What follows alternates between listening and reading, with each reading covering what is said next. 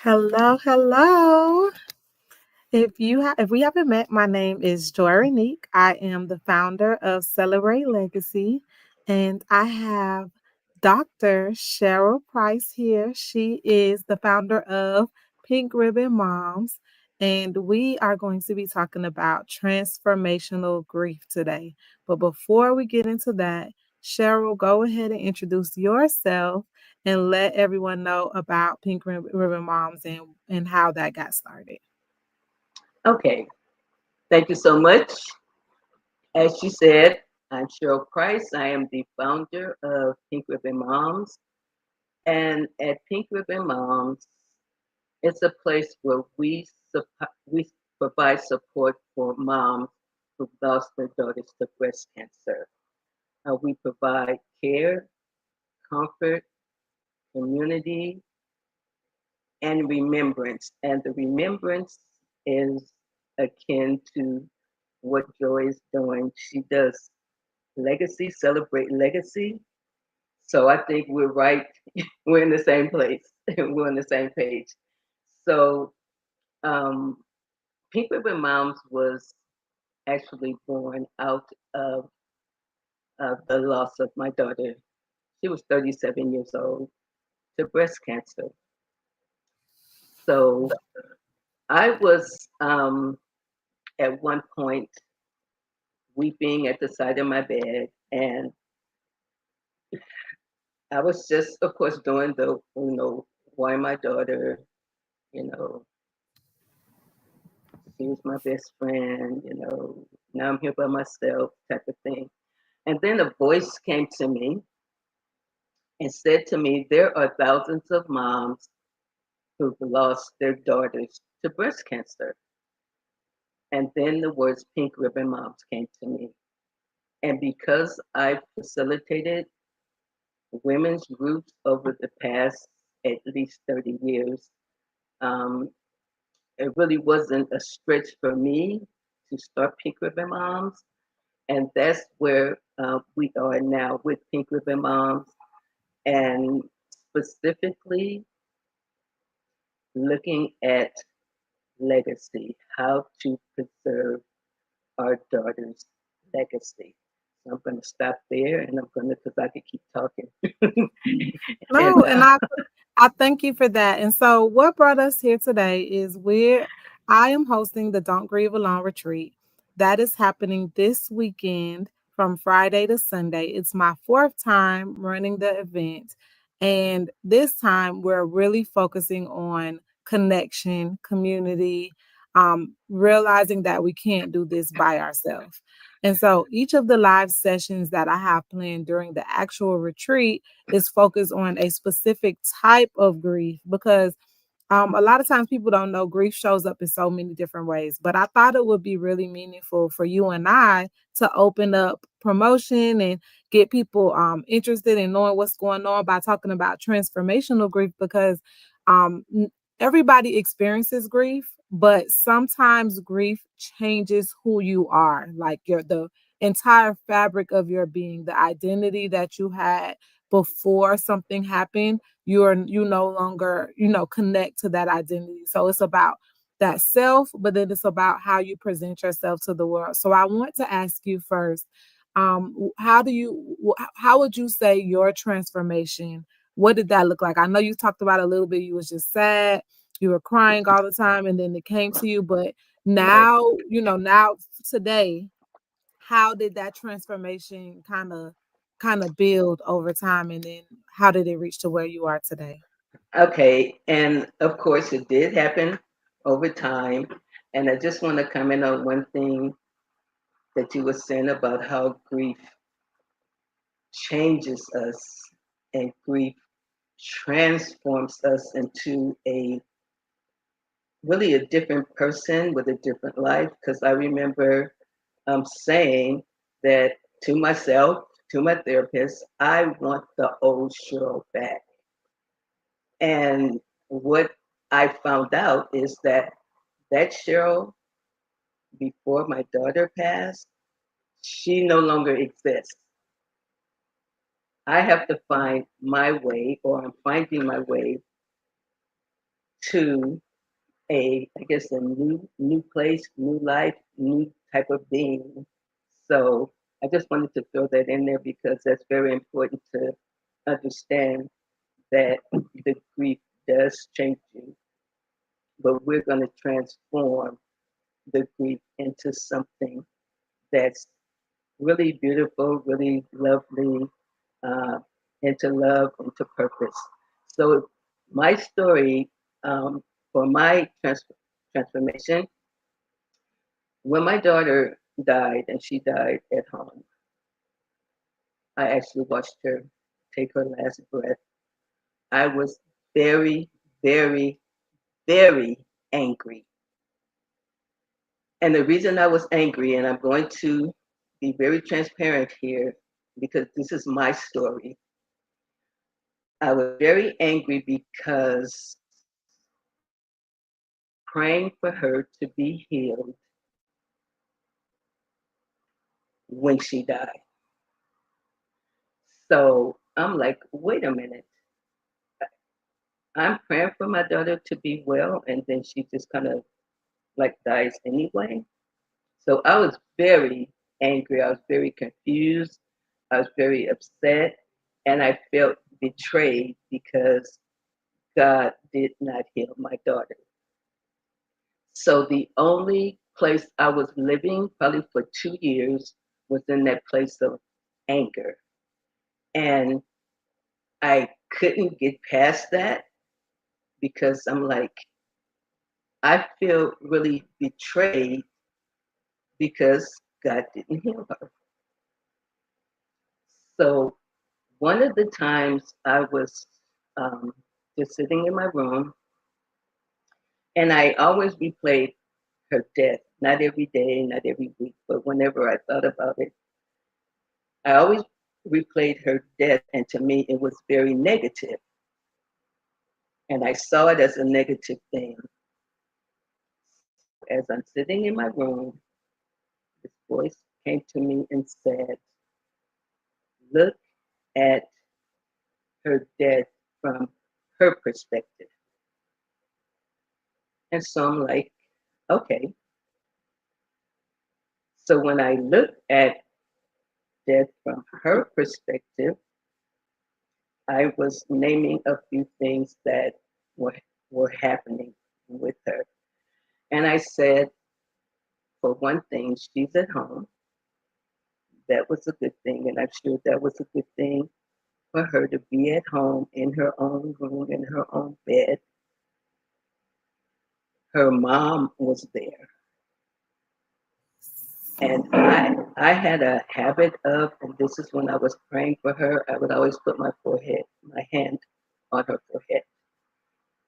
So when I was praying for her, I had my hand on her forehead and I took it away and she pulled my hand back to her forehead. So she had her mother's touch. She wasn't in any pain. Um, she was resting comfortably. So once I start looking at her dying from her perspective, that's actually when my transformation started. And I realized that holding on to that negative energy wasn't really good for me because I teach a lot of different subjects on healing, on stress management, and that type of thing. So I knew what I was supposed to be doing.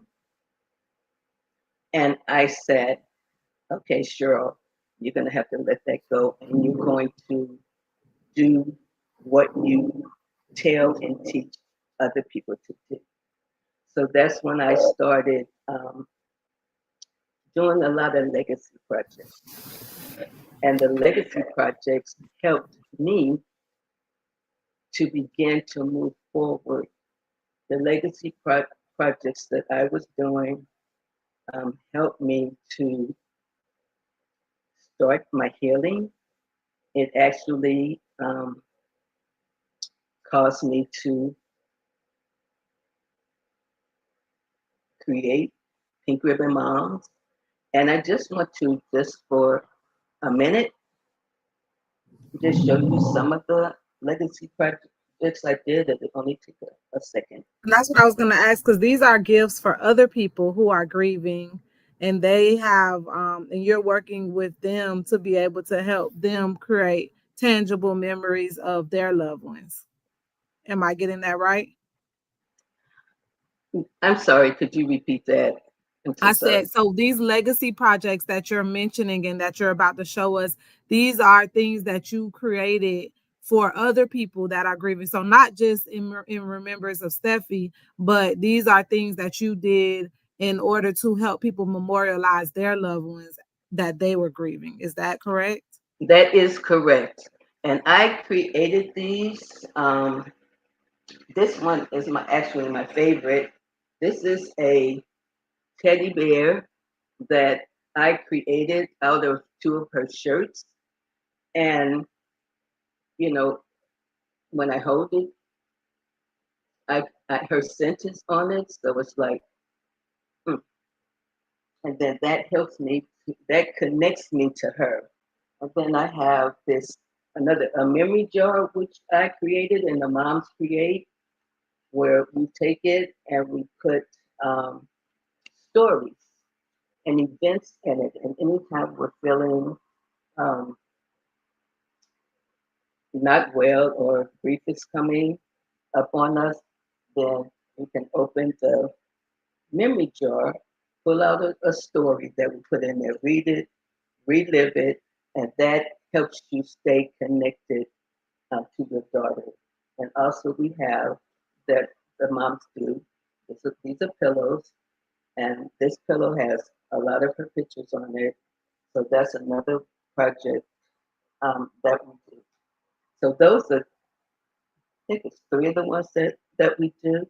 And I just wanted to share them with you to show you how Pink Ribbon Moms creates legacy for the moms and gives them something tangible to hold on to. We have pictures, of our daughters. I have pictures of Steph, but that's just like a picture on a shelf. It really has no life, so to speak. So all of these projects we do helps the moms to keep that connection. What stood out to me in your story is that first you talked about the emotion that you felt. The biggest emotion was anger, and I know a lot of times people get stuck thinking about those 5 stages of grief, and that was when I first started the grief retreats. That was the first thing that I learned, is that specific thing is that was actually made specifically for people who are facing terminal illness, but that was a personal journey of that person who knew that they could possibly die. Whereas everybody that's grieving is trying to fit themselves into these categories, and emotions are emotions. Like everybody can feel anger depending on what part of the story they're in. But Right. being able to say, I put a name to how I felt, I can describe why I felt that way, and then I realized, well, I don't want to feel this way. I need to figure out what to do. But you were honest. You said for about 2 years you lived in that. And I think when I we're did. grieving, sometimes we don't realize how much time has gone by. 2 years could feel like 2 months when you're in the thick of things. I know a lot of times we're in 2025 right now on this video, and it doesn't feel like COVID was 5 years ago. That's like a big landmark where I try to think, oh, when did I buy my house? Was it before COVID or after COVID? Like that is That's a true. time stamp that we use. But if COVID was 5 years ago, then using that same perspective of time, and when it's somebody that you care about as much as you love your daughter, um 2 years is not a long time. And so That's it, true. if I'm sure the anger, it was a long time to carry the anger, but it's not a long time to be processing your grief. You're absolutely right because she was sick and passed during COVID. So that was another, issue with her um, been in the hospital sometime and I couldn't go in with her and that type of thing. So 2 years is not a lot of time, but it's, every day seems like months or years or whatever, just because that pain is there. And then the next thing that stood out to me is how you said I love how you talk about how you sit alone and you listen to, like, it's this little voice that comes to you that tells you, or guides you on how Right. to process what's going on. For some of us it gets so loud inside our head, and it's hard to quiet all of those voices to kind of really get that guidance. But I know I was reading Michelle Obama's book, and I think it was called The Light We Carry. And she was talking about when you do things with your hands, Hmm. how meaningful that is and how good that is for your mental health, because it's a part of your brain that activates when you're actively doing things with your hands. So the fact that you're physically creating these legacy projects, but then you're doing it for others too. I don't know that people really understand how healing it can be when you kind of step outside your own grief. You're helping to alleviate somebody else's distress and somebody else's their missing and their longingness, but being able to give them, like how you showed your teddy bear and it's like you still smell her scent. Those are things that when you're in the midst of it, you're not thinking about that. You're wanting it, Exactly. but you're not able to put one and two together. So that's something else that I really like that you how you spelled that out, because that's something that I'm learning.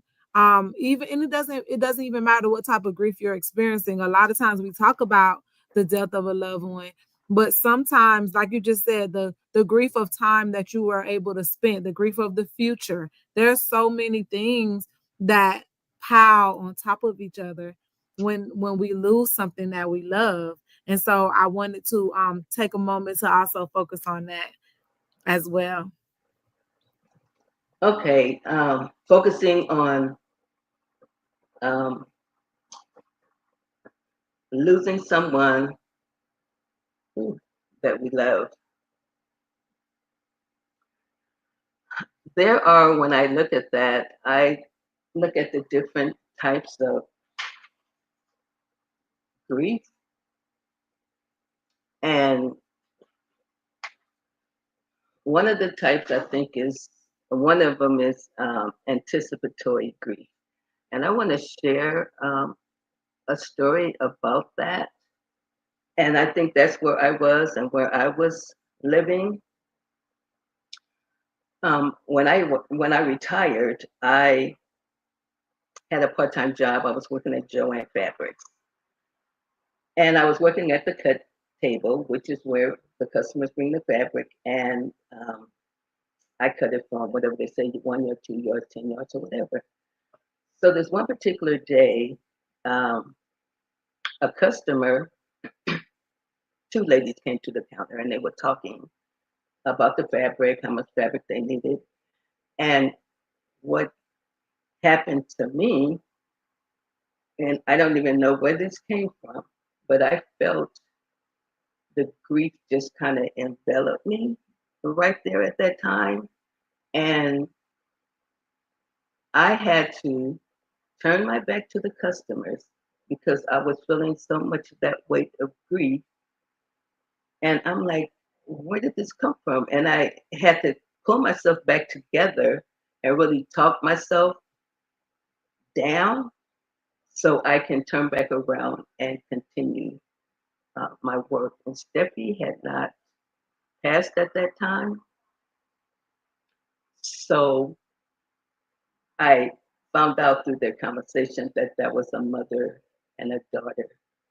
Mm. Yep, that was at the counter. Yep. So whatever, and that's what I found out, Joy. And one of the I think one of the questions you had asked me was was there something different Right. I'll that pull I it up. expected? What And are some grief experiences that or shifts that no one prepared you for? right. So that was my experience. And what I found is that grief has a mind of its own. Absolutely. And it will show up at the most, it could be inopportune time, like it did with me and those, that mother and that daughter. So we have to be really on guard, kind of, because, or have a solution ready if something like that happens. And we have to be able to, if it's not an appropriate place, like that was not for me. I just normally, when I get in situations like that, even stressful or whatever, then my go to is to breathe. And I breathe, and I can always breathe my way through the situation. I just focus on my breath and breathing, and that brings me down. So when grief shows up unexpectedly, I know, um, a practice, I guess I can call it, that I use to bring myself down and kind of bring myself back. So that's something that I think we should think about too. Is if I get in a situation that's not appropriate to grieve and the grief hits me, what do I do? And And so, one of the unique things about us being live, we get to engage with the people who are signed up for the event. Even if you're watching the replay, make sure that you leave a comment. So, we have Alonda here. She says, not knowing when it's going to hit is hard. Yes, ma'am. Like I think that we kind of take for granted that we're not in control. You know, sometimes we get caught in these routines and you're at work, so you think you already put on your game face when you walk through the door and you're just doing the monotony of following your day's order. And then next thing you know, this daughter and this mom come in and they're just they're in their own world, living their own life, having their own conversation, and it hit and it came over you. So yeah, absolutely, Alonda, one thing, so I'm getting ready for this retreat, I always have this conversation with people because it's hard to kind of introduce the topic of don't grieve alone to people. People kind of put grief in a box. They only want to deal with it in certain times, in certain places, because it brings up so many emotions. But this guy, he said something to me. He said, when I told him about the retreat, he said, I never thought of grief as a skill. Like he never considered there's a thing as grieving well. In his mind, grieving is something that you just deal with because you don't have a choice. You just work through it. You suffer through it to some extent, but he right. never knew that there are actual skills and things that you can prepare for, or that you, like you just said, have already ready for when it comes. So Alonda, I hope that over the weekend, and even because Alonda is one of our return guests, she was a part of last year's retreat. I'm hoping that some of the things that you learn are things that you can carry with you, so you feel more prepared. Like Miss Cheryl just said.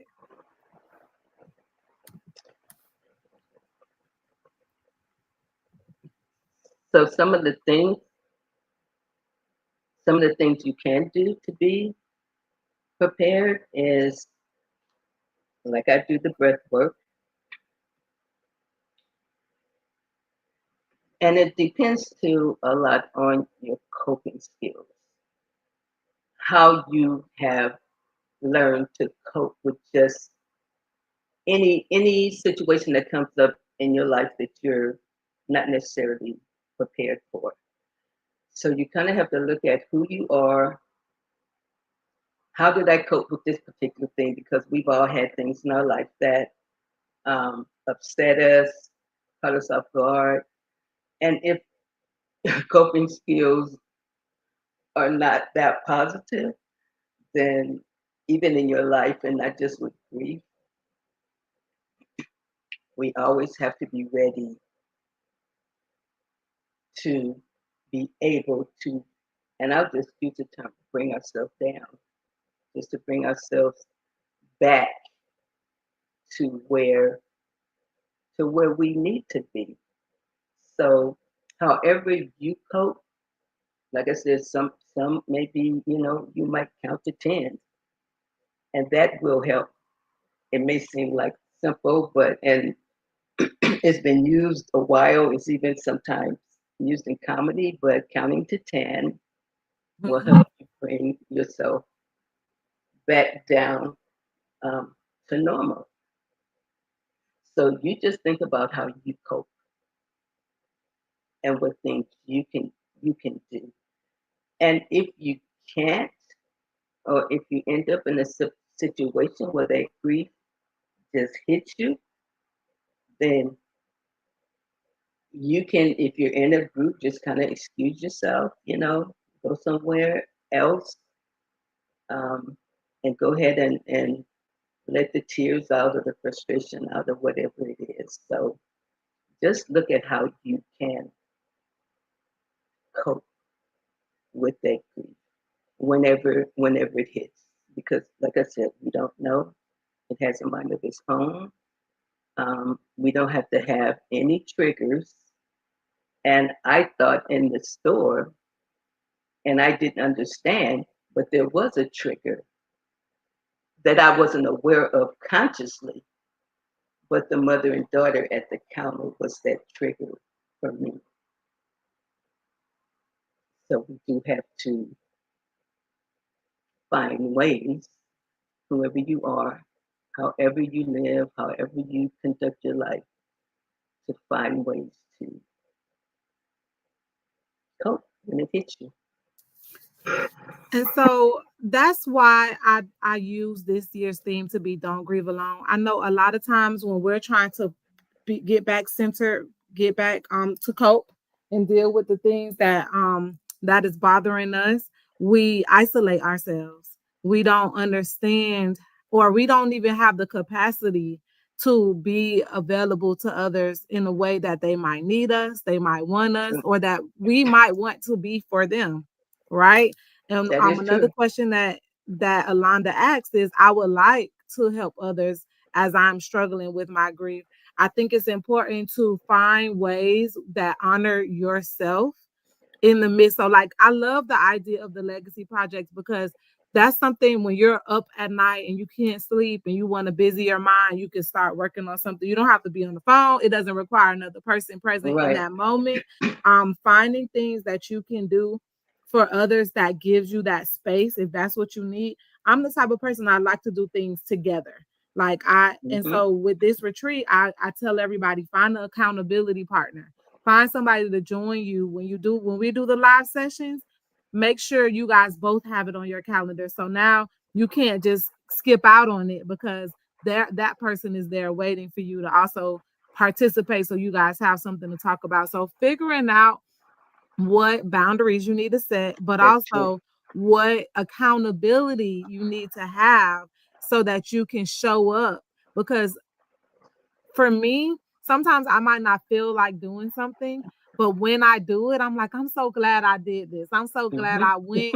I'm so glad that That's true. I got dressed and I did the thing because sometimes it's so hard to get ready for it, or your mind starts trying to talk you out of it, and then you realize that is exactly what you needed in that moment in time. And sometimes you do all of that and then you get to the car and you can't make it. Giving yourself grace That's true. that you try and that you got a little bit further each time, that's important too.